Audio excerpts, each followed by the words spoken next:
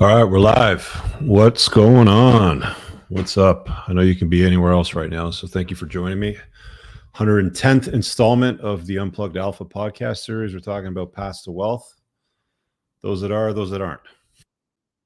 I sometimes post on the community tab and just ask, the channel what you guys want to hear me make more content on. And I've had people say often, stop talking about the gals and relationships. Let's talk about some money. How do we make it? What do we avoid doing to avoid making it, not making it the right way, the wrong way, all this kind of stuff. So a couple of announcements, first of all, before we get started. You should be on my email list. If you are not, please get on my email list. That's where we can stay connected. They can take me off any platform at any given time. If I'm on that email list, I can still communicate with you and say, hey, I'm over here now. I also send special offers to my email list. And the School of Entrepreneurship does open up at the end of the month on November 1st. It's going to kick off. So somewhat relevant to today's topic about paths to wealth. I'll deal with that next week, closer to the launch of that program. Program's been around for a while now. We've got a ton of students in it. I have to update the landing page, but it'll get updated with some testimonials and a few other things. But yeah, keep an eye open for that if you're interested in learning more about the ins and outs of becoming an entrepreneur, what to do, what not to do, and all that. But again, we'll talk about that next week. I also have a podcast interview lined up tomorrow on Entrepreneurs and Cars with Mike from Accelerate, the YouTube channel, which is primarily geared around car reviews. I met Mike at a rally in the summertime. He was driving a Tesla Model Plaid, which I thought was interesting because it's not typically the best car for a rally. They're quite heavy, and you do have to wait for your battery to top up between charges. So whereas, we're in and out in 4 or 5 minutes, he's got to play a slightly different strategy. But he's also a roofer. He also is a real estate developer in North America and in Colombia. He has a men's group. He brings guys down to Colombia and gets them set up down there. So kind of a bit of a passport bro. So loads and loads of stuff to talk about with him tomorrow. And we're on at 11 a.m. So that'll be on the Entrepreneurs and Cars channel, Playing to Win podcast series. Right. So let's get into paths to wealth and paths that aren't. I guess the first thing we should talk about is paths that aren't going to get you wealthy or rich. And I'm going to save you years of wasting your time because I spent the better part of the first 30 odd years of my life making the mistakes that just about everybody makes. I don't know. When did I start working? I think I was about 9 years old, maybe 8 or something. Paper route. My dad said, because I wanted an allowance because all my friends got an allowance and, they were getting 25 cents, 50 cents a week. Obviously dating myself. Yes, I'm a seasoned gentleman, a little bit older, but yeah, he wasn't about that. And he's like, yeah, if you want to make some money, then go out and make it. Shovel driveways, cut grass, go deliver papers. And he set me up with this route. And I remember very vividly, they were paying like half a cent per delivery to the house. I didn't think it was possible to get half a cent for doing something, but literally from walking from one house to another house, from one door to another, they paid half a cent to drop that thing on their front porch. So I started early. I think I got my first part-time job in high school, or leading up to it, probably grade 8, grocery store bagging, carry-out boy, getting shopping carts and stuff like that. And they were paying about $2.65 an hour. So, these are all hourly gigs, right? And the plan at the time was, you would do these things, but you didn't have any expenses as a kid. You didn't have to pay for food or rent or mortgages or utilities or any of these things. You just made the money, you kept it. Only I didn't because my parents forced me to pay rent by the time I was about 15. They called it rent, but it was more of a contribution to the household. At the end of the day, they gave me some money as a small down payment towards my first house. So I probably got everything back that I paid them in my teen years. So, it's a wash in that sense. But at the end of the day, yeah, I didn't really have that much left over, but it did pile up. And then this notion of, oh, now I've got some money starting to accumulate, whether it was $100 and you get to your first $100, you get to your first $1,000, you get to your first $2,000, and so on and so forth. Then, the notion of wealth being created starts to conjure up ideas in your head. And that's not really how it works out though, right?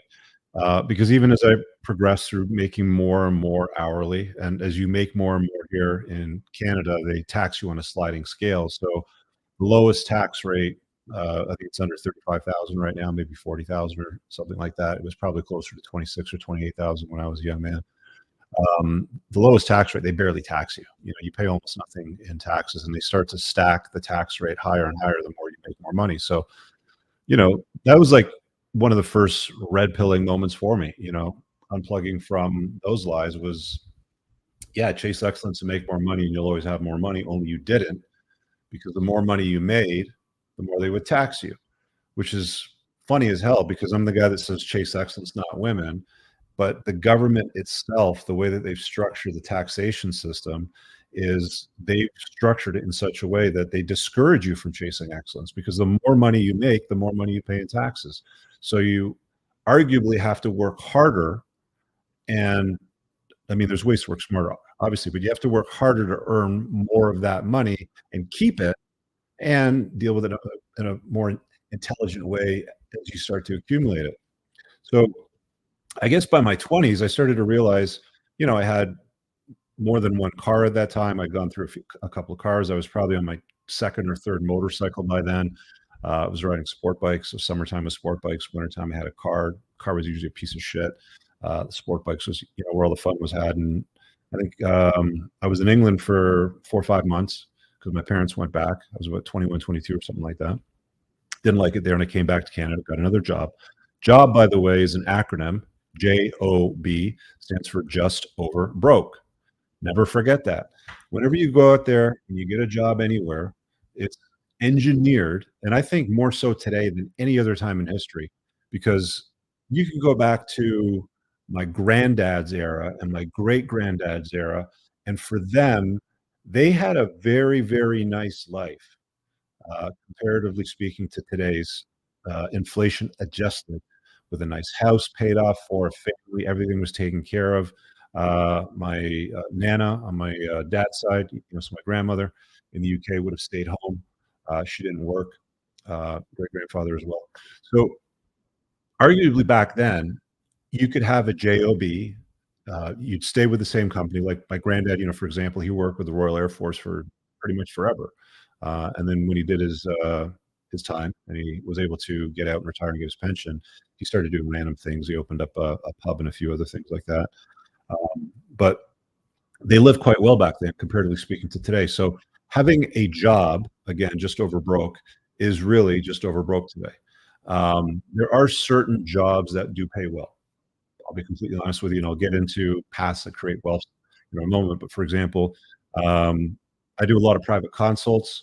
If you guys are interested, you can find my stuff on the website at richcooper.ca. But my rate's quite high. So the kind of guys that I deal with are usually entrepreneurs, tech guys, engineers, lawyers, doctors, athletes. I've even dealt with some politicians and B and C level, like actors and stuff like that. And one of the things that became quite noticeable when you're dealing with these guys is the way that they structure their lives and manage their money and their cash flow, and everything sort of tied around that is exponentially different. Like an engineer, for example, that might work at one of the FANG companies. If you don't know what FANG is, it's like what is it? Facebook, Amazon, Apple, Netflix, Google. It's FAANG. It's a common acronym known in the tech world. And some of these guys, they'll make $800,000, $900,000 a year, like as an employee, having a job, like a job.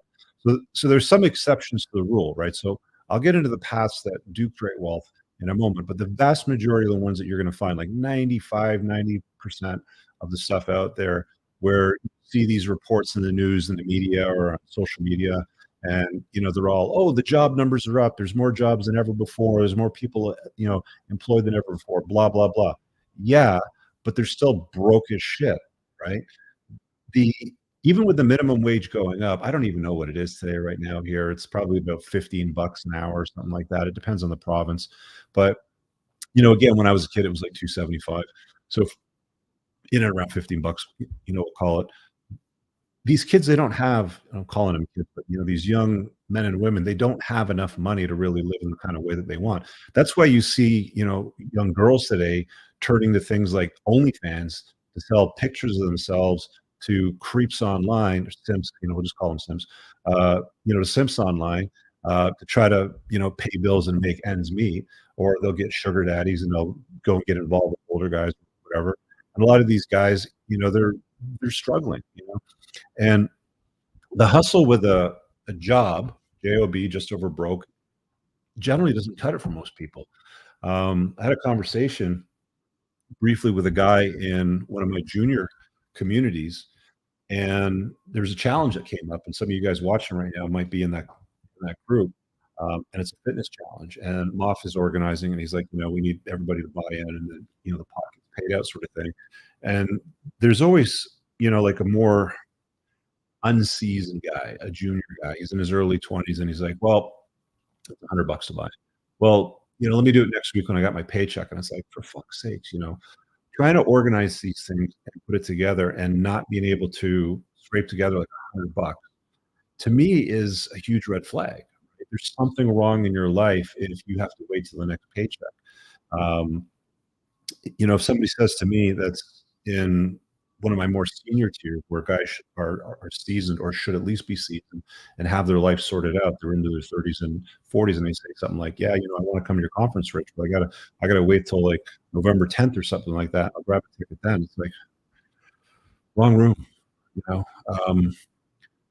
The indicator to you should be your ability to buy, your purchasing power, your ability to maneuver, your ability to make choices and decisions, your ability to acquire things, to buy yourself into rooms, to take the vacations you want, to take the time off you want, to drive the car that you want.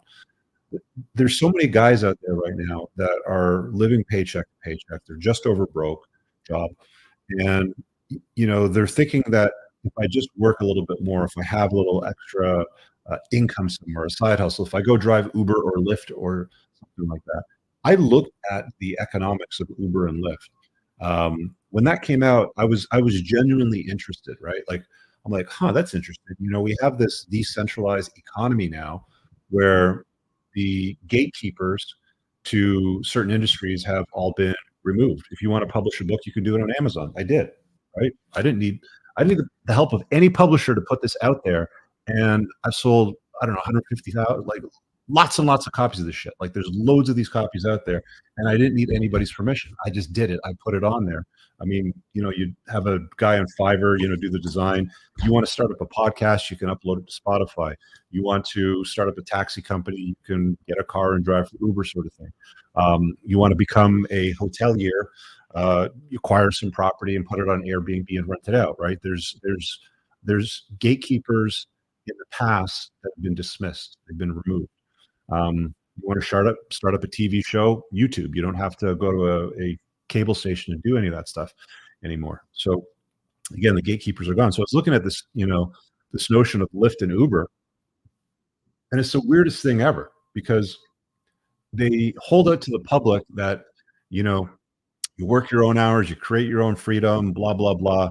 And God bless the drivers that do it, because it's so convenient, to just open an app and push a button and they're there in 3 minutes and you get a ride to where you need to go, and it's see you later. And I tipped them a lot more money than I did when the app first opened it up, because I realized, fuck, these guys aren't making it much at all. Like, you have to take care of the maintenance, the gas, the insurance, the wear and tear in the vehicle. You're doing all the oil changes when the tires need to get changed. You're taking care of that.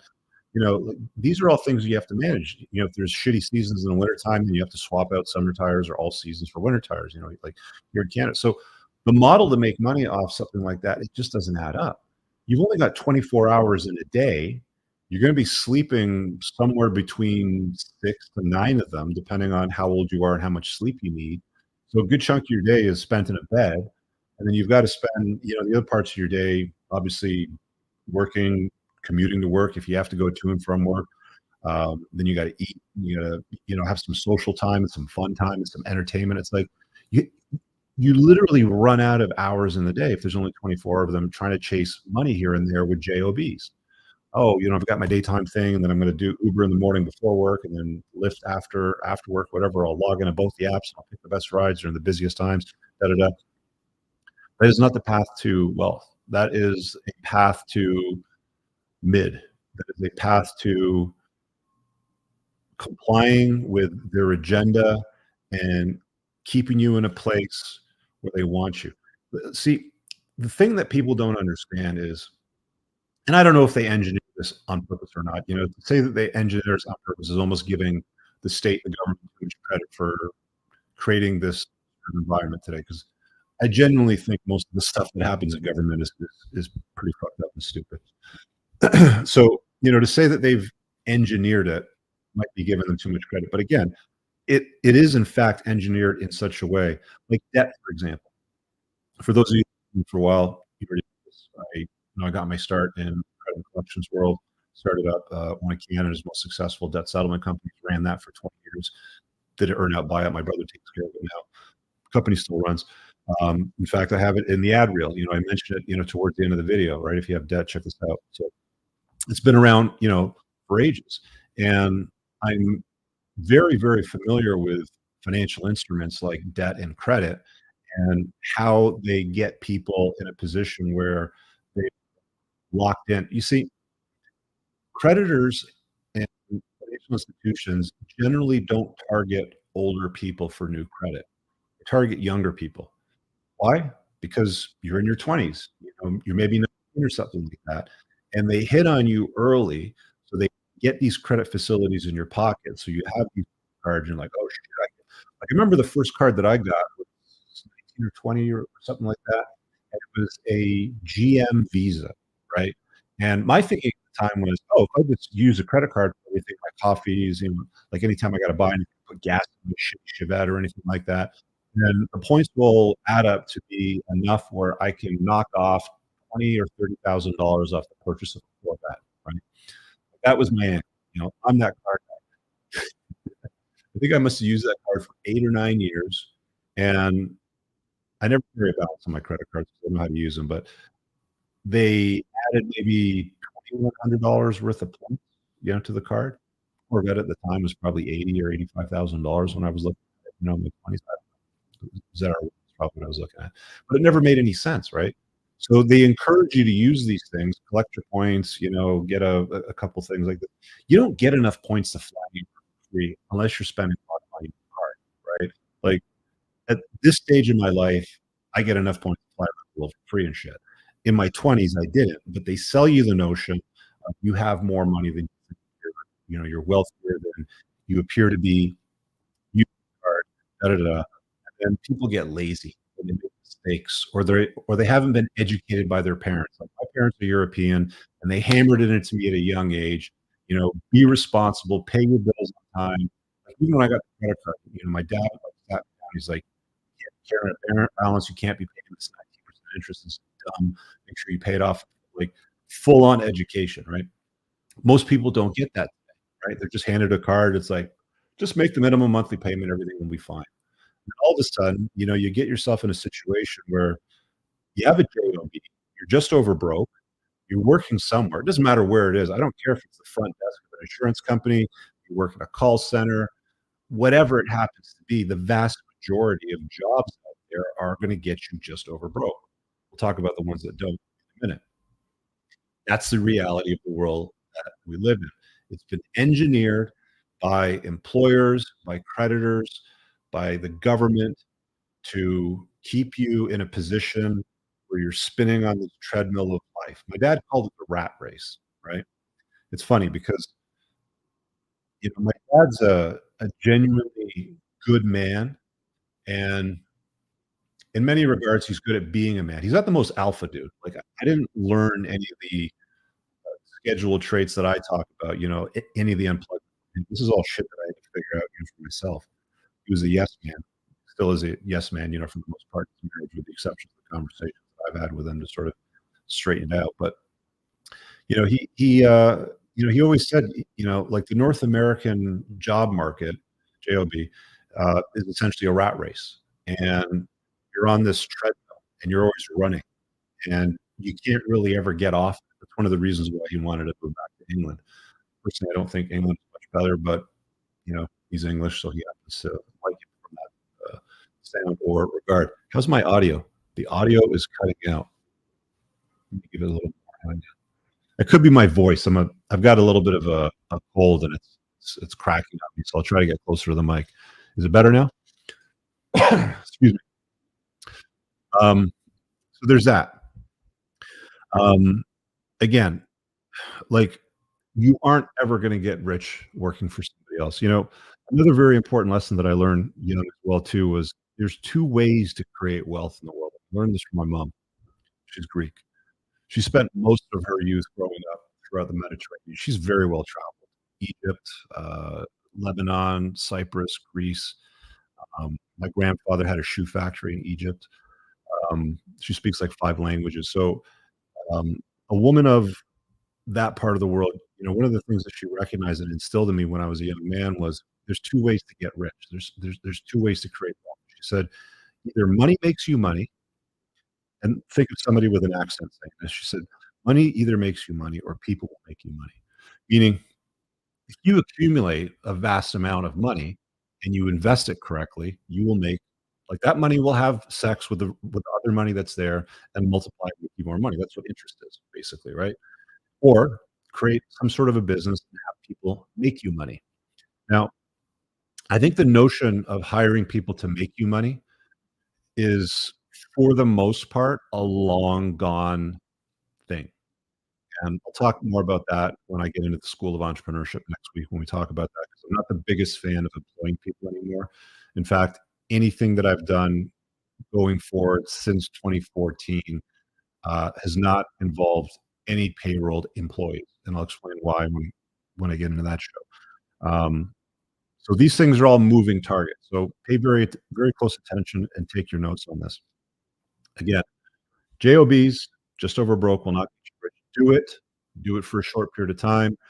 There's certain scenarios where it may be advantageous to do it. Like, for example, um, I didn't know that I was going to start up a debt settlement company, but the fact that I worked in credit and collections for, I don't know, what was it, 8, 9, 10 years, somewhere between 8 and 10 years, but for the most part of my 20s, I learned the industry like a back of my hand, right? I started as, the guy on the phone in the call center, became a supervisor, became a branch manager, ended up doing all of my reporting into the vice president in the region, got to spend some time mentoring with the president of the company. So I got involved in all kinds of programs there. So as you sort of climb the corporate ladder, like if you're going to work at JOB, climb the corporate ladder for fuck's sake. Like make sure your opportunity to progress and move up occurs. It may not always occur within the same company. Sometimes you have to leave that company to go to a competitor to get paid what you're worth. There's an old saying that employers use, and it's one business owner speaking to another business owner, and they say, how much do you pay an employee? And the answer is as little as possible. That is the angle that the employer approaches it from. I need to pay this guy as little as I possibly can because I have overhead, rent, I have a building I have to pay for, mortgage, insurance, E&O, accounting department, legal fees. Like they have all of these expenses and there has to be profit there for them. So the angle for most employers is pay people as little as they possibly have to. That's why you see a lot of these corporations now, like McDonald's, for example, announced in the last year or so that they're opening up locations that are fully automated. They don't need anybody flipping burgers, putting fries in the fryer. It's all robotic, 24/7. Nobody calls in sick. Nobody gets pregnant. Nobody's fucking anybody and complaining to HR. There's none of that stuff. They deal with none of the deleterious consequences of having employees in the organization. And they've been running this experiment. And I think what you're going to see is more and more locations either retrofitted or converted, or all new locations are going to be robotic. I don't know if it'll all be drive through or you walk in or whatever, you push a button and some shit will pop up through a fucking escalator or an elevator. It's like, here's your fries and Happy Meal or whatever. So you you're going to start seeing more and more of that, which is going to lead to more automation, more robotics, and fewer people working. And then you've got these socialists in the government that are saying keep raising minimum wage. And then employers are like, fuck that. I can't pay, somebody 25 bucks to flip a burger. That means it's going to cost somebody coming to my restaurant, $30 for a burger. And the inflation just keeps driving it up. So, this whole vicious cycle of what goes on with government policy versus companies trying to respond to it to make a profit. Because make no mistake, you're a publicly traded company. Your job is to return a profit. You have a fiduciary duty to return a profit to your shareholders. You cannot fuck that up. If you fuck that up, you lose shareholders. You lose market share. Your stock price drops. You, as a CEO, the C-suite jobs in that realm ain't going to be sitting in those seats next year. It is what it is. Still capping out like you're yelling and it's cutting you off. What the fuck is going on with this thing? Hang on, let me check the plug here. Maybe this is loose. No, it's all in place. Could just be StreamYard. I'm in IT. I would unplug it and restart it to fix it. Isn't that how IT fixes everything? You call up, the phone company. Hey, my modem's not working. Well, did you unplug it and restart it? Oh, okay. Could be a bad connection tonight, guys. I'm sorry, but I can't pause this halfway through the show and restart the whole thing. It is what it is. Anyway, so the point being, these are not real paths to wealth. And I'm going to get to the ones that are in a moment. Let me just grab the invite link because I want to make sure I have time for Q&A for tonight. So we'll drop that here. Call in and ask a question. Now, I'm not going to do this Q&A right now. I got another 20 odd minutes of stuff to cover, but I just want to drop the link there so you guys can get in. Get in early because there's always somebody that comes in late and wants to ask a question in the show's about to end. What the hell's going on here with this? YouTube puts this freaking emoji thing, this heart that keeps popping up when I try to pin something to the top. Freaking annoying. Pin message. There we go. Yeah, if that doesn't work, a hammer does the trick. Yeah, I know. Heck, right? Just check the chat here to see if you guys had any questions. Yeah, the noise gate is a bit too high. I don't know what's going on with the audio here on this StreamYard cast. Apologies, ladies and gentlemen, but it is what it is. Anyway, so let's talk about paths to wealth. Let's talk about the upside, because as we know, you will never, again, guys, the day that our grandfathers and great grandfathers lived in, where they could go to a warehouse and spend 35 years screwing caps on the toothpaste tubes. They'll get a gold watch at retirement and they go home and get a pension. Everything's fine. They're gone. J.O.Bs don't pay well for the most part. Now, that's the 95% of them out there. There's a few small jobs that do pay quite well. I'll get into that right now. So there's really 6 paths to wealth, in my estimation. Get a pen and write these down. These are also going in the follow-up to my Unplugged Alpha book. So the next book that's coming out early next year, and an expanded chapter with more explanations, but I'm going to run them down for you here. The first is C-suite jobs. So let's talk about my mentor at the credit and collection company, who was the president of the company. I was assigned to him. I think he picked me, actually, if I'm not mistaken, because we had a managers meeting and everybody was assigned a mentor, and there was a mentor and mentees type of deal. And I would go to his office, top floor of the building, once a week for 2 hours on a Friday or something like that. And this was for like 8 or 9 weeks. It was awesome because I got to actually sit there with a guy that started out in an industry or similar industry that I was currently working in 25 years prior. So you have the understanding. You look there and there's a big room. There's a fucking telescope in the corner looking up at the sky. Massive fucking desk made out of mahogany or cherry or something. It's 27 feet wide and all that. Beautiful, setup. I don't know what they were comping the guy. I would imagine pretty close to 7 figures. And that was back in the day, which is quite a lot of money. And, genuinely nice guy, open to having the conversations. I'd ask him how he got started. What did he do? How did he get promoted? What does he see as my strengths and weaknesses? And he was asking me questions. We had a great rapport going back and forth.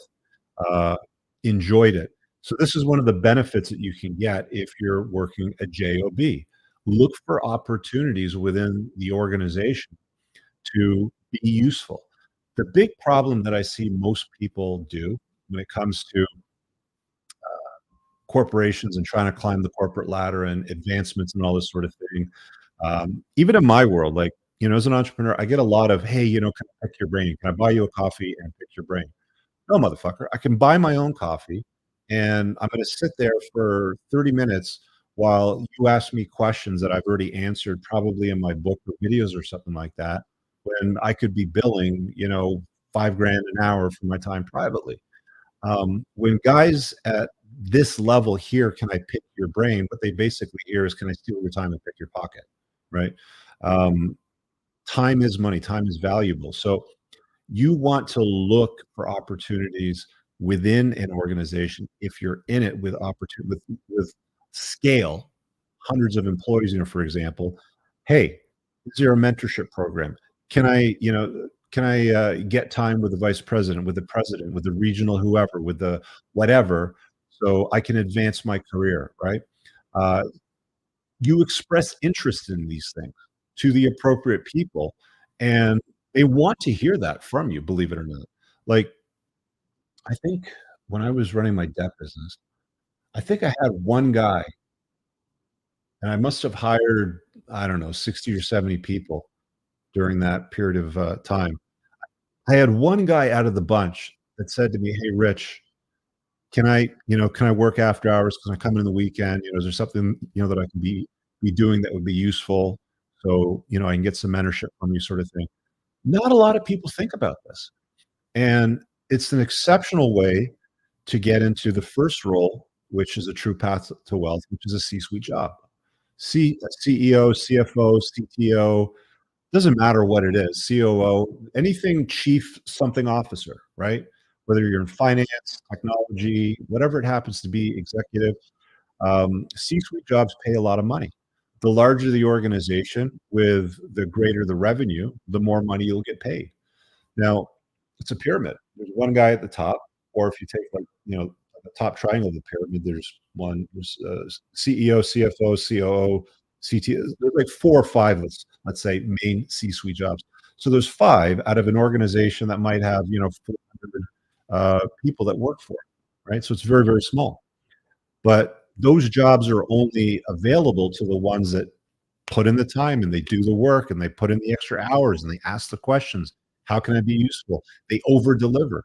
They bring more value to the company than anybody else. And it is known, it is obvious to all the powers that be that this is happening. Now, while you're doing this, by the way, you're lining their pockets with gold because you're working like fucking crazy. The extra time, you're asking questions, you're helping out other people. You're usually, at least 1.5 to 2 times more productive than the average employee in the company. I would say aim for at least 2 times, maybe 3 times more productive. You need to put yourself out there to make yourself known. Like, this is how you ascend into these positions. They just don't hand them out at the front door and go, "Oh, you're an entitled person, so let me give this to you," right? Doesn't work that way. Um, it's never gonna work that way. Even with quotas and agendas and all this other bullshit they got going on today, it's never gonna go that way. So that's the first one, C-suite jobs, true path to wealth, right? The next one is a licensed professional. Licensed professional could be, doctor, lawyer, accountant, licensed with, financial instruments, do loans, investments products, insurance, even real estate, to some degree, but that's more in like high ticket sales. But anything that's a licensed professional to perform a certain task with a governing body, like if you become a lawyer here in Ontario, you've got the Upper Canada Law Society that governs your practices. Doctors have a similar governing body, so all of these things exist. Um, they pay really well, like and an orthodontist, a dentist, like like top tier, 500,000 to $700,000 a year. Could be a little bit more in the States, probably a little bit less in Canada. By the way, you get paid a lot less for professional jobs in Canada versus the States. So if you're considering a career with a professional designation, my advice is to move to the States. Find a way to get your ass south of the border and work in the States. The tax rate is lower and they pay a fuck ton more, and the cost of living is a lot lower in the States. So, public service announcement tip there. Next one. Um, I call this category people that command an audience. Okay. That can be an actor, a musician, an athlete, and even an influencer, as dorky as that sounds. But anybody that has the attention of an audience, and the greater the attention they have, the more they can get paid. So I don't know who the most famous person is on Instagram right now. I think at one point it was Dwayne the Rock Johnson, or it bounced back and forth between him and Kim Kardashian, or maybe even Dan Bilzerian. I don't know, but any of these guys with a massive audience, they get sponsorship deals. It's easy for them to promote a movie. Like if they have a role for a film, they have the choice between Dwayne Johnson and an unknown name who's younger that has a following of, I don't know, 500,000 followers versus The Rock's, whatever it is, 30, 40, 50 million followers. They know that when the movie gets out for promotion, the people following him will see the promotion in his feed, sort of thing. So being able to command an audience can pay you a lot of money. Plus, you get paid for the movie, you get paid for sponsorships, you get paid for any products you create, like a tequila brand, shoes that you endorse, whatever it happens to be. Same thing with athletes, right? Michael Jordan is rich as fuck because of his career, because he was getting the attention of a lot of people. There's Netflix specials on guys like this. Like, if you're a guy like Tyson Fury, David Beckham, Michael Jordan, like, not only do you have your sports career, you have your retirement career where you can now sell your stories for books, for films, and things like that. You get the point.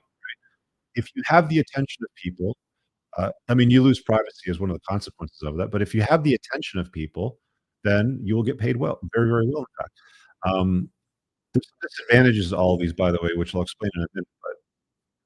But the next one would be high ticket sales, right?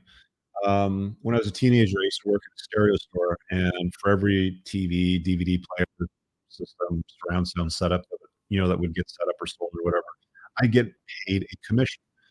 And the commission was peanuts. It was like 100, 150, like less than 200 bucks most of the time, per pay cycle. I made more money on the hourly rate than I did on the commission. But the notion of commission as it existed at the time, I didn't think about, oh, well, if I can sell something, then if I can sell a stereo or a set of speakers, why don't I fucking sell something that costs 5 million or 10 million or 50 million or 100 million or $1 billion? Because you get paid a percentage of that. I'm telling you this right now. High ticket sales pays very well. If you're selling private jets, if you're selling yachts, if you're selling expensive real estate, if that's the market you're going to niche into, you'll get paid very, very well. They have these shows on Netflix where these annoying as hell women sell real estate in California. What's it called? Selling Sunset? Somebody tell me in the chat. And it's like, you'll see like the listing price, and it's like the commission is $600,000. And it's like $600,000 is the commission rate on something that big and so grand. All you have to do is flip a few of those per year, and you're set. You're making a few million bucks per year. It is a path to wealth. So if you're good at sales, sell shit is expensive. Simple. Next one is STEM. Stands for science, technology, engineering, and math. You're a rocket engineer for Elon Musk. You're researching a cure for cancer, Neuralink, something, for Musk or one of his projects, or things like that. You can get paid very, very well. These are in the six figures for sure. Like I said earlier, I've talked to several guys on coaching consults that work for the FANG companies. It's interesting because these guys get paid really, really well, but they're so bad. They're so bad. They make $800,000-900,000 a year, and they just get screwed over by these chicks that run them, right? It's just, I don't know, man. If there was a way to get to these guys before they went and screwed up their life, they could save a lot of money. But anyway, these guys make 7, 8, $100,000 a year. Some of the comp plans can be well into seven figures, depending on stock share options and all that kind of stuff. But they get paid super well. And then the last one, which we'll get into in more detail next week on the next Unplugged Alpha, is entrepreneurship. And out of everything that I've mentioned, it continues to be my preferred path. And as every year goes by, I think the value of it being the preferred path increases dramatically. I'll give you one example right now. Um, I think over the last few years, especially since the scamdemic and the beer bug and the wokeness and the BLM, the George Floyd, and all this, like all this stuff that's happening, um, companies are now, as a function of embracing and endorsing and virtue signaling to the world how inclusive they are and how much they love rainbows and people that cut off their body parts because they want to identify with whatever it is that they want to identify, and pronouns and all this stuff. People in these fields that I've been mentioning are being forced to comply with many of these agendas. So while you might make a lot of money as a doctor or an athlete, even like we've seen athletes um, scrap with management, with the team over forced, clot shots, not wanting to take it versus taking it and losing work. Um, that's not forced upon you as an entrepreneur, especially if you set up a business the way that I describe in the School of Entrepreneurship, where you have the ability to maneuver. It's easy, it's lucrative, it's fun. You can run it from anywhere in the world. There's no employees that are required the way that you structure it. Um, when you set it up properly and you've contemplated all these things in the design and engineering of what you're building, you have something that is very profitable, very fun, very maneuverable, can be dealt with from anywhere in the world. So I'll get into those details a little bit more in the next week's cast. I don't want to rip on this too much, but let's get to the Q&A segment. Again, the link for call-ins and asking a question is the StreamYard link. It's pinned at the top. Click it. I'll get you in. Ask me any question. I mean, ideally, as it's related to this show, obviously, but you can ask me anything. The other thing that I want to remind you guys of is I do get emails from some of the dumbest people I have to read emails from. Like, I've legit set up a folder now in my Gmail to store and accumulate retarded emails, essentially. And guys will be like, "Oh, you're wrong about this, and you're wrong about that, and you're, like this, that, and the other thing." Sometimes it's just stupid things like, "Oh, you're encouraging people to ride a motorcycle, and that's dangerous." Okay, geek. If you have a legit disagreement, you don't like something that I've talked about, and you have a better solution, this is the place and time to do it, guys. It's in the Q&A segment. Bring your disagreement to my show with your solution, and let's chop it up, man. Let's hear what you got. Again, link for StreamYard is pinned in the top. I'm going to run the ad reel, take a quick swig of my tea, and we'll come back and do the Q&A.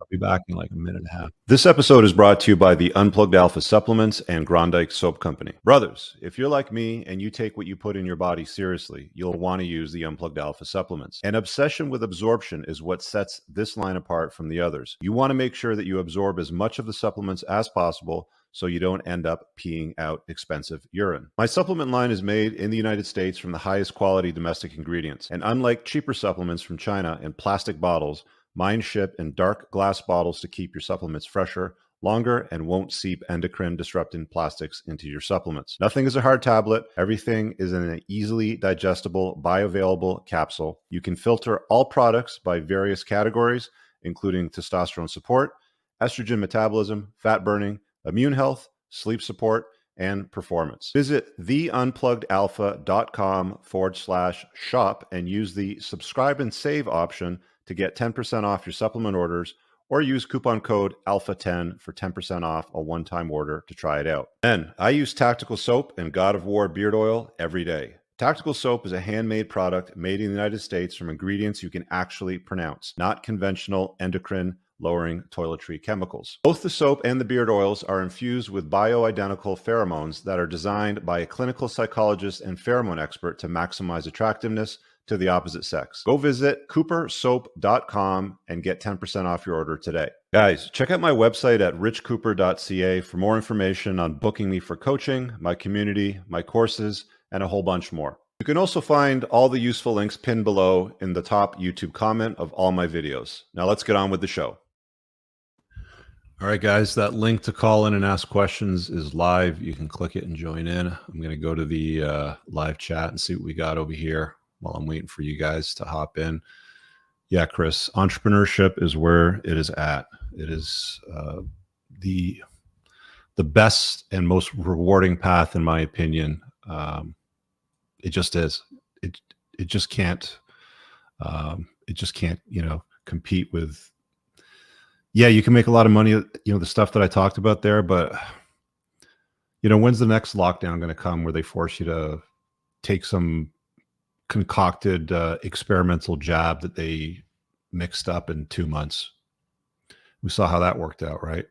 How many guys did I get emails from and DMs that were saying to me, Rich, I worked this job. I can't not take this jab. What do I do? I have a mortgage to pay. I have a family to support. What do I do?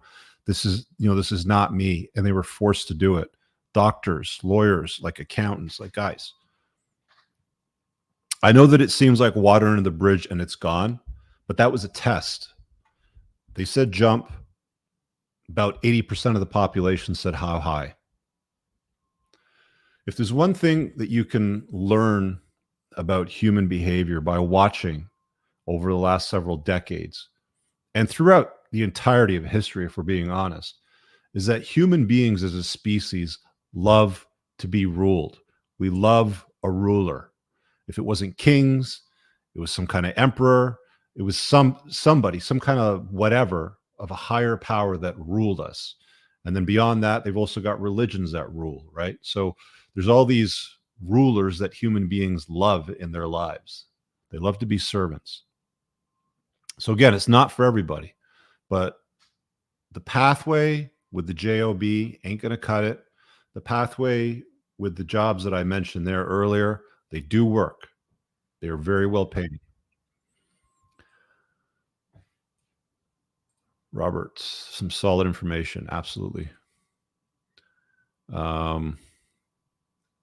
Airport in Vegas, the Amazon store with 0 employees just charged. Yeah, like this is the strategy that these large companies are trying to roll with today. Airport in Vegas, they have an Amazon store with no employees. It just charges your credit card as you walk out. They put these things in vending machines now, a lot of the times in airports, so they don't have to have somebody sitting there paying them $15, $16 an hour. And by the way, there's other issues with it beyond just paying them. There's benefits and, you got to package them off and there's theft and all that sort of stuff.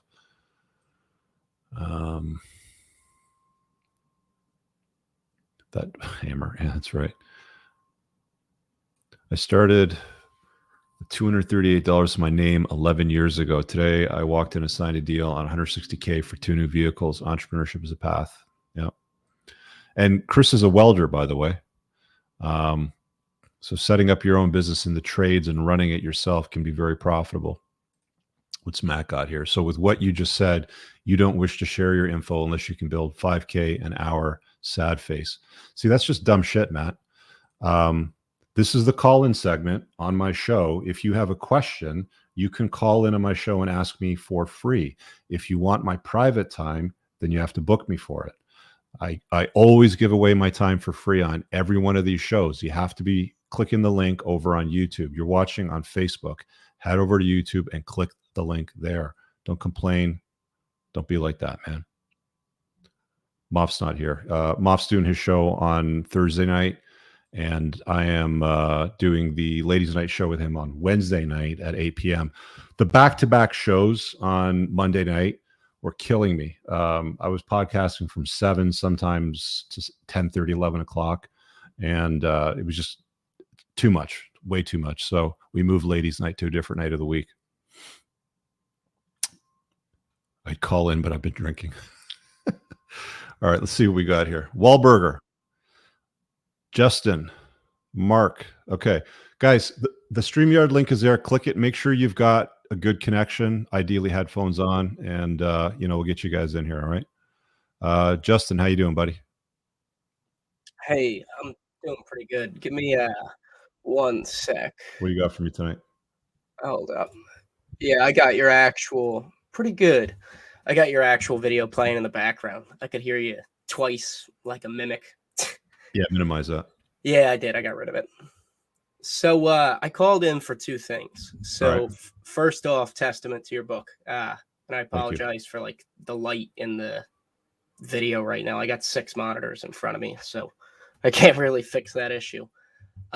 So yeah, I wanted to give a testament towards your book. I read your book, I want to say 6-8 months ago when I first bought it. Mhm. And it changed me a lot because I had just gotten through like a pretty rough relationship. Girlfriend was cheating on me. Had How did me you pretty find out down she was bad. cheating on you? Well, I broke up with her, and then next day, I broke up with her for other reasons, just not following my frame. I was trying to do my own thing.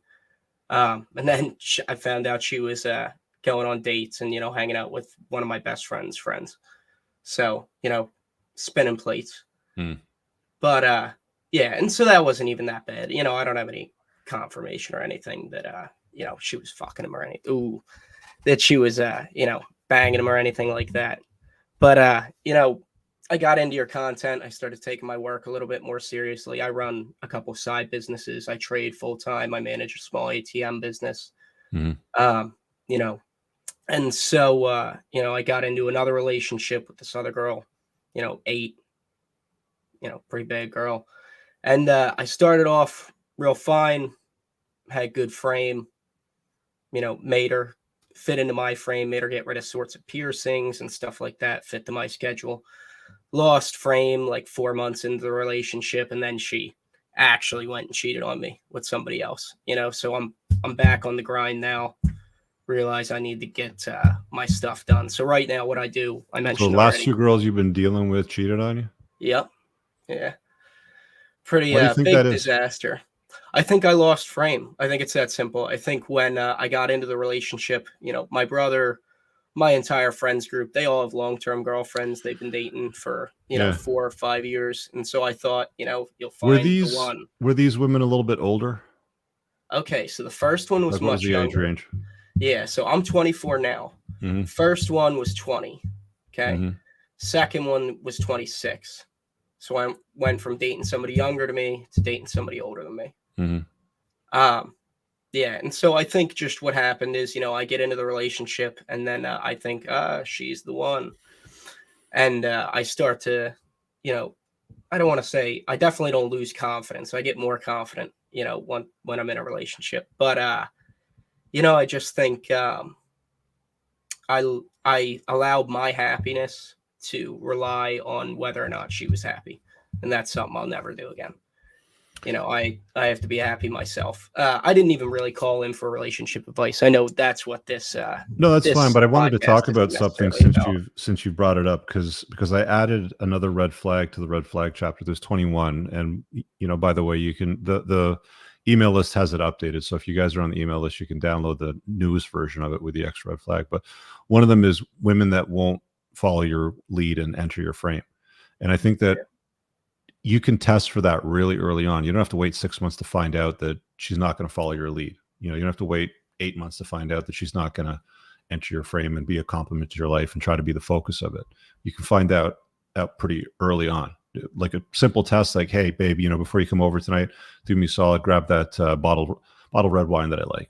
Simple thing, just to test her to see if she's going to comply with a simple request. Because as life goes on with this girl, if you're going to want her to be a compliment to your life, you're going to have her doing things with you and for you, right? So you just dismiss them early on, before you even get into the hey, where do we stand? I dig your vibe. I don't see anybody else right now. We can be exclusive sort of thing. And again, she's the one that asked that question. That's why I added the extra red flag in that chapter. So decide those things early on rather than waiting months into it, because I guarantee you probably noticed it happened a few times where you try to set some sort of boundary or said no, And, you know, she pushed beyond it. And that's simply a chick that's not going to respect your boundaries and enter Believe it your or frame. not, this is actually pretty interesting. So, you know, I've been following your channel for a little while, and you know, I read your book, and I actually did both of those things. You know, I did the exact trick that you were talking about. You know, just oh, left my wallet in the truck. Can you get this coffee? Yeah. Or, you know, she'd be on her way over. I'd be like, oh, can you stop at Dunkin'? You know, get me a breakfast sandwich in the morning on a Saturday. You know, occasionally kind of test her to see if she's willing to go out of her way, you know, to do things with me. And I did that with both of them. You know, so that was like, you know, And they again, passed that's that why they did. Both of them continuously, though. that test. Continuously, though. You know what? Maybe not continuously throughout the whole relationship. I would say early on, like the Because I mean, it second. changes as time goes on, right? As the relationship Exactly. develops, it's, hey, you know, you're going to the grocery store to get some stuff. Can you grab my dry cleaning while you're there? You know, here's a receipt. Yeah. Yeah. And I think it's as the relationship goes on, the longer and longer I date them, I test them less versus the testing needs to get more intense. See, this is a great mistake that guys make with long-term relationship is they don't realize the amount of work that's involved. There's less work involved to spin plates and date multiple women simultaneously. There's just less work because if you're a top shelf guy and you've got options, it's pretty easy because if they just misbehave or they don't align with something you're doing, then you don't have time for them. You know, you make time for somebody else. Whereas with a chick in a long-term relationship, you know, if early on she was doing things like, I don't know, making your bed in the morning before she left and she stopped doing that, then that's when you have to basically say, hey, you know, the things that got you in the door here, you know, the things that, you know, helped me choose you were what you were doing early on. You can't be stopping that stuff, right? Like you have to continue doing that, right? So you have to hold them accountable to certain standards. So that guidance that you have to do is work. And that's more work than just being like, I'll just call the other girl sort of thing, right? Because you don't care. Because there's no investment at that point. Yeah. Anyway, you also had a question for me as well, too? Yeah. So I did have a question for you. So, so I manage a couple of side businesses. For the most part, I trade full time. I'm trying to become like a full-time market technician. I'm also studying, you know, I was checking off things as you were making your list about, you know, the 5 or 6 paths to wealth. And I've got a couple of them checked off. So trading's nice because, again, it's a one-man business. I make my own hours. I can trade all day. I trade futures contracts. I'm also working on getting my SIE certifications, which allow me to be a stockbroker, hedge fund manager. Yeah, so be a licensed professional then. Yep, exactly. Yeah, I also make a decent amount of money playing music. So I'm in Philadelphia, and so I'm a part of like the Philadelphia Mummers. So you've probably never heard of them. Yeah, it's like a really old standing, you know, folk parade, but it's a really niche kind of jazz and blues music. But it's cool because you get also, you know, we get paid higher than any other type of musician in the country. You know, I hear people calling in on your podcast all the time about, oh, how do I make it playing music? You know, it's exactly what you say. Your network is your net worth. You know, I'm practically in a guild of over 1,000 musicians. Guys call me all the time for small combo jobs. I go out and I play 20 minutes and I make $150. You know, and so I know guys who have toured with the Beach Boys. I was hanging out with a guy from New Orleans over the weekend who's you know, world-renowned musician, giving me private lessons and stuff. So I'm definitely hitting my grind. I'm trying to focus. I'm not even focusing on dating right now after that last breakup. It's not even on the horizon for the moment being. But the question I had for you is I have a friend who owns a fairly successful detailing business. He's doing, you know, over 10,000, 15,000 a month. He's got a couple of dealerships that he's working with. He's got a couple of teams. And so him and I'll get, high-end cars. Yeah. And so him and I'll get together all the time and just kind of jump ideas off of each other. And he said to me the other day, oh, we should start a podcast, you know, about keeping your frame when you're a young entrepreneur and you're still trying to make it. So I wasn't sure what do you think about the marketability of something like that, where it's two young guys who own their own businesses, who are trying to make it, but they're dealing with the day-to-day, you know, struggle of keeping yourself focused. You know, there's so many podcasts out there on so many different topics, and there's no shortage of people that are willing to listen to them. Yeah. So, you know, the only way to find out is to just start. All right. To start broadcasting, set a schedule, Have your talking points ready. Make sure it's on point. And then the other thing that you got to do too is you got to be committed to it. I would say commit to it at least 6 to 8 months. You know, I had you know the YouTube channel Psych Hacks. Nah, never heard of him. Orion Taraban. So Psych Hacks is a pretty popular channel. It's had some really good growth over the last year for him, but for years he was doing it with no growth. You know, I had him on my Plane and Win podcast. He was like, you know, for I think he said at least 2 years. You know, he was doing videos on a regular basis, consistent basis, weekly, bang, bang, bang, bang, bang, bang. And it's like nothing took off for him until that one video that the algorithms liked, and just started building the channel from then. So one of the mistakes people make when it comes to creating content is they stop. And, you know, like I can look at the growth curve of my main YouTube channel on Entrepreneurs and Cars, and May 23rd, 2014 is when I uploaded my first video. I'll tell the story about how I remember the date some other time, but for 2.5 to 3 years after that video, it was mostly crickets. So not everybody has like a parabolic growth curve, right? I mean, there are some people that can start up a podcast or a YouTube channel and it goes parabolic. Right place, right time, with luck, you know, just the right formula sort of happens to stumble into it in the right genre as well. So it could be a 2 to 3 year stint. It could be 2 to 3 weeks and it just blows up. But the thing is you have to commit to it, stay on schedule, stay on point, and keep building. Now, do you think YouTube would be the best platform to go, or Spotify, or do both? I would broadcast everywhere. So I use StreamYard, which I don't know if is working properly tonight. I'm going to have to listen to the recording afterwards to see why the audio sucks. Yeah, the audio is pretty messed up. Now it's good. It's good now. Since you took the ad break, it's been good. Okay, so I'm not sure if there's a loose connection or it's just StreamYard itself, but 99% of the time it works really well, right? So you just plug in your show in the StreamYard, you put a thumbnail on it, you can broadcast it to LinkedIn, Facebook, Twitter, Twitch, YouTube, Rumble. I mean, you can send it everywhere basically. And then when it's done, you can download the audio recording, put an ad in it, you know, if you want, and then upload it to Spotify, all the other podcast platforms.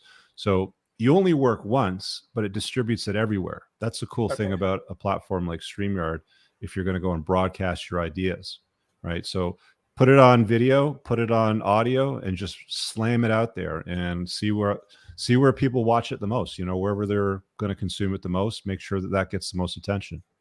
Perfect. Thank you, Rich. All right, man. See you, bud. Yep. Same. Great.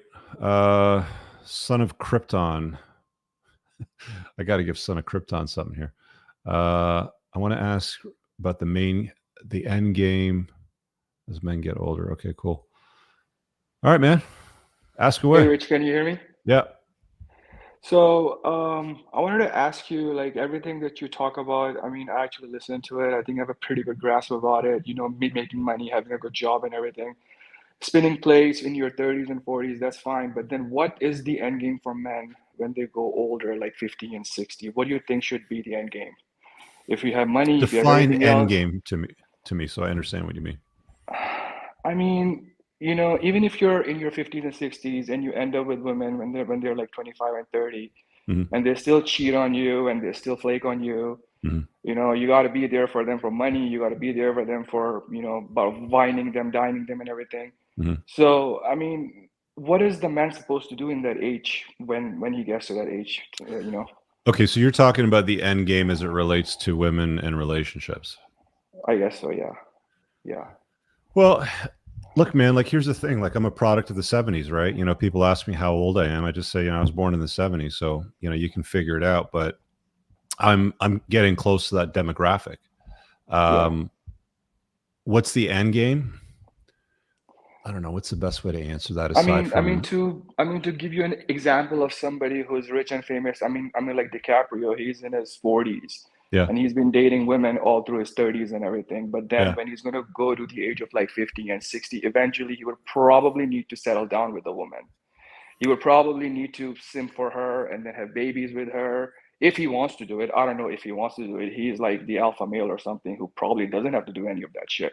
He can probably live to like 80 or 90 and then just keep dating models and everything. You know, I mean, that's well, the way to go. It really depends on how you've structured your life, how well you've unplugged from society's comforting lies, what your objectives are and what your goals are.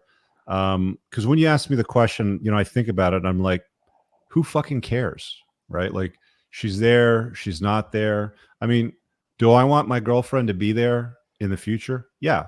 I like her, I dig her vibe, but if she chooses not to be there, I'll be okay with that too. Right. Yeah. As far as like a guy like Leonardo DiCaprio, I mean, if you look at famous actors like Robert De Niro, Al Pacino, they're both old as shit. Like they're in their 70s and 80s, and they both just had kids. Yeah, and Right? then I think Pacino is going through some problems with this girl and everything about the Who kid, cares? and He's seems like, dude. you He's know, got it's all that so shit. much money. He's Yeah. just like, whatever. I've scattered my seed one more time. I don't know how many kids has he got now, 7 or 8 or something like that. Right. Yeah, So I it's think like so. I think he's in he his just 80s. gives the 20-year-old, you know, whatever she needs. She wants to bounce. He doesn't give a fuck. He's 80. Right. You know, the fact that he's able to reproduce even at 80s, he's probably just happy with that. So I think that the question is, what is it that matters to you, and how do you want to engineer your life so that when you're older, you know, as you say, like as men grow older, you're getting what you want out of life. Like I'm pretty sure Leonardo DiCaprio has a plan. I've never seen him interviewed. I've never seen him answer questions around this that I'm aware of. If somebody's aware of it, send me the interview or the article or whatever's out there, but I've never seen it. But if I were to venture a guess, I would probably say Leonardo DiCaprio is probably the kind of guy that will start popping out a bunch of kids, maybe with one woman, maybe with multiple women. And even at that point, I doubt that he's going to be faithful to them, because that's how he's run his entire life. Or he could just get to the point where he's like, fuck it, I don't care. I've already, you know, slept with a bunch of women. I've seen everything. This, you know, this one here is 10 out of 10, right? So I'm going to dedicate, you know, any spare time that I feel like jamming into that with her. So I mean, you can also take the example of Messi. I mean, Messi was in love with the girl since his childhood, and then they have a family and they have kids. He's got like tons of money. He's worth like what, $350 million or something, or for. So I mean, you can also have those kind of lifestyle where you can have a family value and you can also have a career. But it's very hard for men to actually find that kind of woman nowadays. Because I mean, in the well, past if you 2 want to be years or spoiled for so, choice, if you want to find that kind of woman, like if there's a unicorn kind of woman that you idealize, no, they're not. the They're not. Because I've been dating women in the past 2 years. I've been with like 5, 6 women, and dude, every single game plan turns to shit yeah. when she starts flaking and when she starts So then you doing just her replace her. women thing. You know, I mean, yeah, you So just then you just replace her. Yeah. Just like every woman I've been with, whether it's somebody I've been seeing for like 2 months or Yeah, whether but I mean, I've like, been here's the seeing for thing: 6 is that months, it's just ends is to it shit. sounds like to me like you're investing too heavily in the notion that it's going to turn into something. And you know, I said this earlier today on Twitter. Hang on a second, let me just dig it up, because there was this viral clip that just went nuts on Twitter. With some girl that was being interviewed, and she said something along the lines of, I need a guy to spend at least $200 on a first date. And the guy interviewing her was like, well, you know, what are you doing for the $200? She said, well, you get my presents. You know, I have to spend money on makeup and all this sort of stuff. And yeah, exactly. Yeah. Where is it here? Man, this timeline gets so congested here on Twitter X. I keep calling it Twitter, even though it's X. Anyway, the point that I was making is that you want to choose women and invest in women that show you that they're worth something first. Otherwise, they're worth nothing. Right. I can spend $2,000 on a date, on a first date, if I want. I don't give a fuck. She doesn't get a dime of that. She gets a coffee or a drink. If I'm single and I'm going out dating, she gets a coffee or drink, because that's all I have time for. I have 1 hour for them to demonstrate to me that they're worth me taking them out again, because that's who I am and that's where I see myself.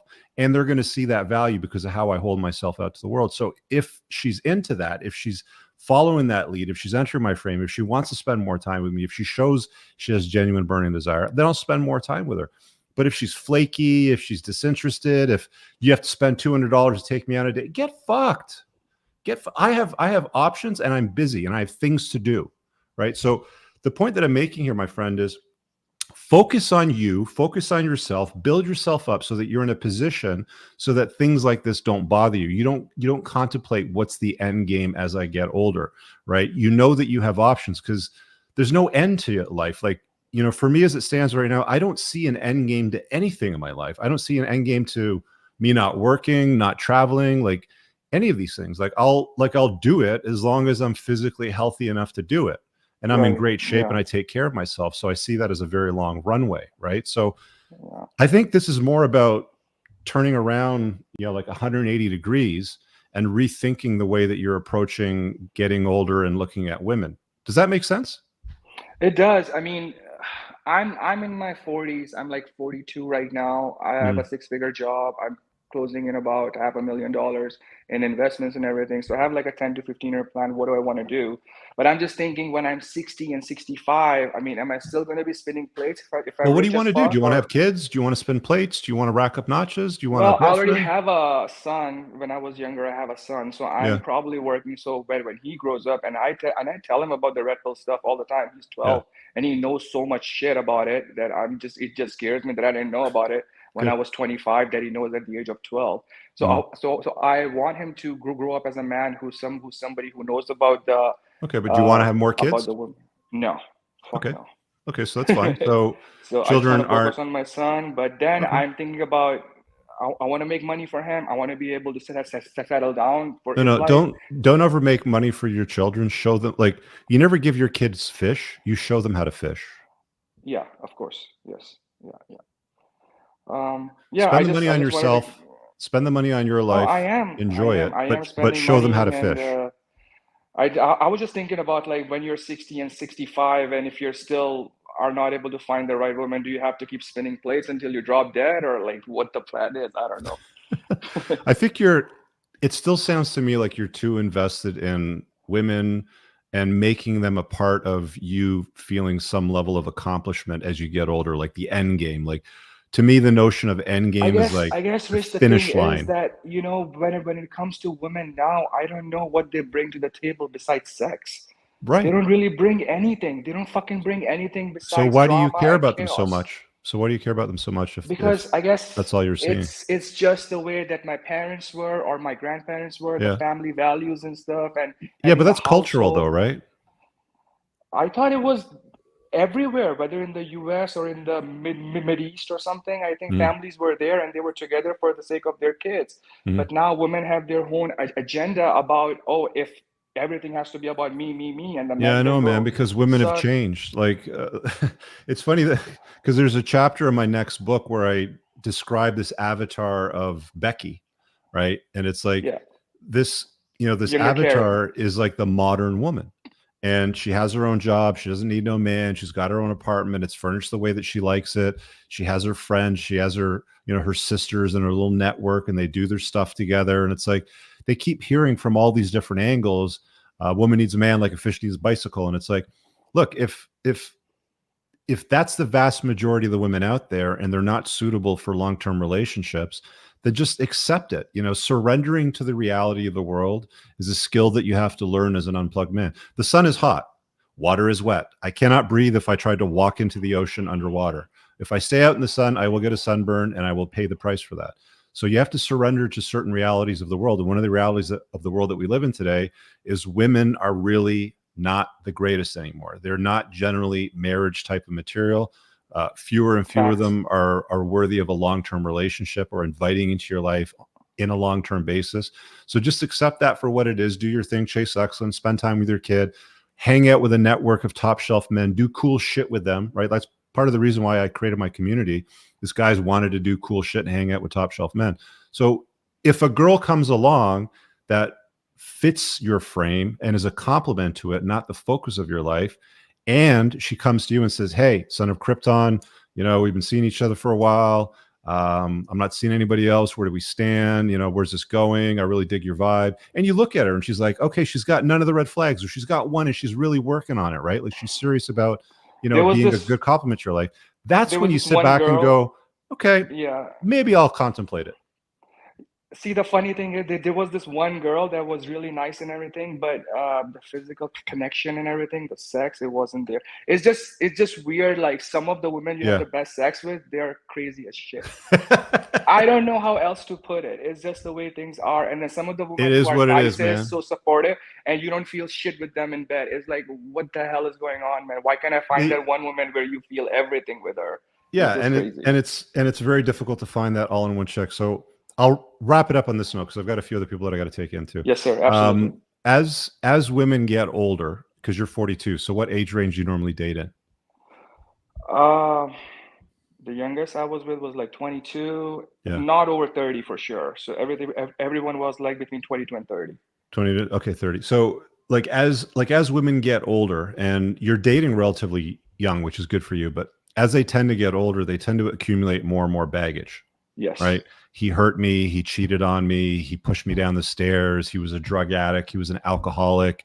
He did this or that. And, and then as they get older, they have, more opportunities to be with more men. They often become single mothers more often. They can have STDs more often.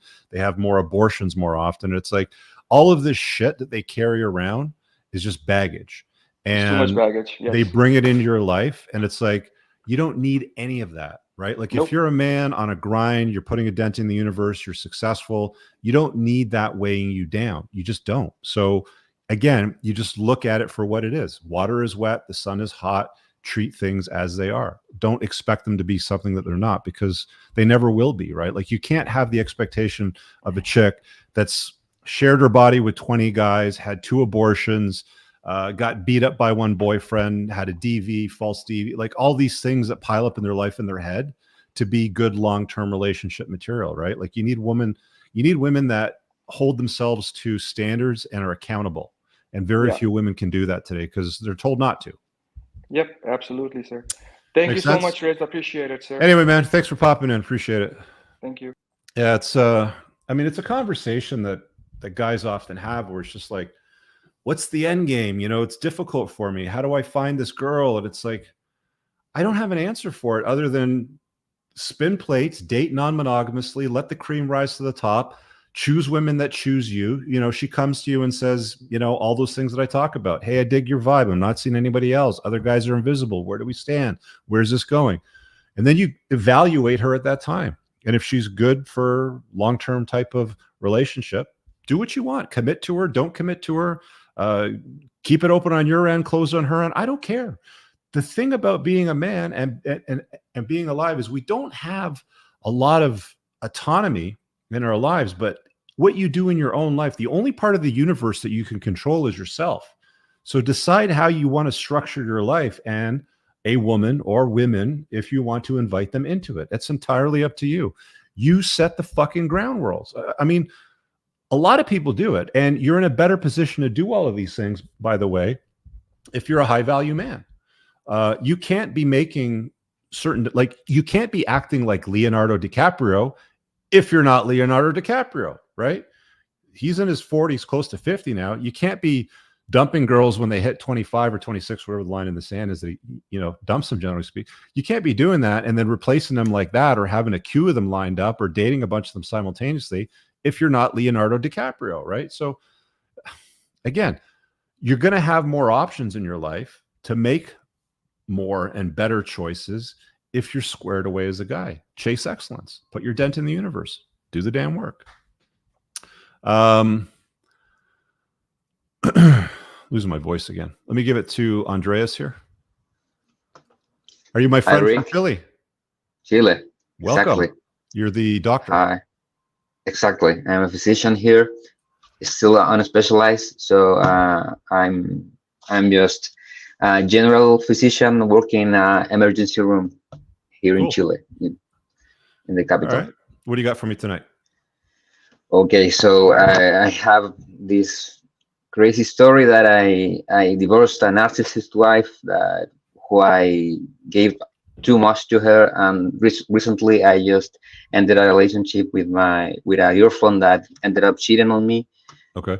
And now I live alone here in a city far away from my friends and family, and I am just trying to find a way that to win more money to pay my high debts, and also unplug and be better, because this is just starting. I mean, I see myself and I see all the stuff I did, and when I see your content that just a few months I started seeing your videos and started repealing on all this, and I am plugged in blue pill beta male. I mean, I still have a lot of work to do. I have to get fit. I got to find a way to get more money. But I here, at least in Chile, being a physician like me is not the way.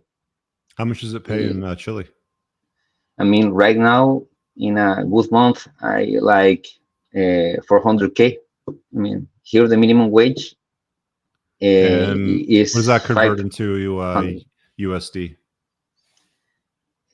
No, it's like 400K for $4,000. $4,000 USD. USD a month. Okay, and what does it cost? Like, do you have a mortgage or do you rent? I have a mortgage and an apartment in another city. I'm covering it because it's the apartment is on rent. Yeah. But I have made, because of the marriage and a lot of other stupid financial decisions, I am in high debt. So I have to work extra shifts. Where did the debt come from? Student loans or? Primarily from the mortgage and the marriage. So you're all paying, those things. You're paying what, her credit card debt, or is there a portion of the marriage debt, like the matrimonial liabilities that you had to pay for? The matrimonial liabilities, exactly. So okay. Well, how much is that? It's like 40K. $40,000. But you're not too badly off, man. Like, how old are you? I'm 28. Yeah, I mean, at 28, 40,000, you make $4,000. Like, I've had people that came into my debt business with $80,000 plus in debt, and they were pretty much close to the end of their career. Bad choices, breakups, divorce. Yeah, this shit happens. Guys in your position, Andreas, if you can work in the States, can get paid a lot more money. Yes, now, I mean, the problem with that though is the women in the US aren't better. I'm just being honest with you. You're probably going to find the women in Chile will be more feminine, and if you have, good strong presidents and good frame, you'll probably find that you'll have a better time with them. But women in North America, like, have you ever been to the States? Never. Still. Yeah, like all the stuff that I talk about with like the wokeness and the like the obesity, like America is one of the fattest places in the world. It's like from a disqualifying factor, like if you don't like obese women, the vast majority of women are categorically like in that realm somewhere. Like there's not a lot of fit women, but if you're doing well, you're making good money, you got some style, you got some game, you have a little swagger in your life, you're interesting, you're captivating, you do cool shit. You're in a good line of work, obviously, so you get paid well, and doctors are considered fairly prestigious to women in North America, especially in the States. You could do well. So, I mean, if I were you, if you can find a way to get into the United States, I still think it's one of the best places in the world, even though it has got some woke bullshit to it. But if you find yourself in one of the states that are more like a red state, Texas, Florida, Tennessee, Kentucky, stuff like that, you probably find you'll have a good time there. Okay, so that's fine, because here in Chile, like this woke culture is like really getting on. Like, I in college, like a lot of people I know got Me Too. Also, it's going to be worse in the U.S. It's going to be a lot worse in the U.S. I can tell you that. Imagine. I can imagine. Like, you have to know what it is so that you can navigate it properly, so you don't get Me Too and stuff like that. Of course, it's a game that they play, right? It's it's to disqualify you, it's to get you fired, it's to extract money from you. It's any number of those things. Like that baseball player, Trevor, I can't remember his name, but he was Me Too'd. He was accused of assaulting a woman that basically set him up, did all the court stuff, proved her wrong. He can't play baseball in the Major League Baseball leagues. He's in Japan now, and he's stuck there. She lied about it. So these things do happen, and they do target, people that they can either extort money from, because her plan was to try to get him to settle, right? Like her plan was to make the accusation and then get him to pay her money. And he said, fuck that. You're not getting a dime. I'm going to fight this and prove that you're wrong. He never got his job back playing baseball in the States. I don't even know if he sued the MLB, but if I was him, I would sue their asses in the Stone Age, because that was completely offside. But that's the reality of the world that, we live in. So I know that the woke culture and like all that toxic feminism is going beyond borders. Like it's everywhere now, right? It's just worse in some places than the other. I'm just letting you know, yeah, you'll make a lot more money doing what you do in the US, but you're going to be dealing with more of the woke culture and, the potential more of the Me Too's and all that sort of stuff that can ruin guys. Well, I never thought of that, actually getting out of Chile. So, but you speak English pretty good, and you obviously speak Spanish, and Spanish and English are very popular in the US. So it's a good fit right from that perspective. Thanks. So I realized a lot. So also watching your videos that the proportionality of the wage, like here, for grand a month, is like a great salary, but there in America, not at all, right? $4,000 isn't that much in the States. Exactly, but here it's like a good tier salary. And I am just starting this process. I want to get to financial freedom. I want to get out of debt, and I want to stay away from debt. Doesn't follow you to another country. Debt doesn't follow you to another country. That sounds good. So you can do with that information what you want. Never thought of it. Thanks. But yeah, work on yourself, lose the weight, get your frame sorted out, make sure you understand, what women actually respond to, not, what you've been told they're supposed to go for. But it's a mystery for a lot of young men, and especially young professional men that are in a line of work where you can get paid quite well and it's a prestigious job. Like you can be a target for women that are crazy. And, like I said to the last guy, the older women get, the more baggage they have and the more crazy that exists. I think something like 1 in 5 women now under the age of 35 are on antidepressants. You might have noticed this, and I'd be curious because I have a couple of friends that are doctors in the States, and the idea of tattoos and piercings, I don't know how popular they are in Chile, but we were talking about this privately, and he said there is a direct correlation between women with mental illness and with the number of tattoos they have on their body, right? I mean, this is something I see always in the emergency room. I mean, there's always 2 o'clock in the AM, some girl that popped in a ton of pills because she wanted to kill herself, and you could see the big toenails, tattoos, the piercings, and it's a kind of woman. I mean, and you see the size of her. The boyfriend saying, "Doctor, is she gonna be okay?" And yes, it's gonna be fucking okay, man. So this is what I'm talking about. Watch people's behavior. Don't believe the fairy tales, love and romance and fairies and rainbows and butterflies and all that bullshit and princes and Prince Charming and Stallion. Like, watch what women do, watch what men do, watch what businesses. So don't listen to what people say, watch what they do. And if you can start with that as part of the unplugging process, then you'll have a better understanding of the world and how you fit in it and how they're going to respond to you based on what you do. It's a process, man. It's like, the stuff I talk about in my book and my podcast and all these things, like the point of these podcasts is really just to build on every version of the last podcast and the last update of the book or the new book that comes out, sort of thing. So I'm just trying to be helpful with it that way. Anyway, did I answer your question? Yes, that brought a lot of insight. Thank you. Thanks, man. See you, buddy. Cheers. All All right. I think on that note, we'll probably get to wrapping it up.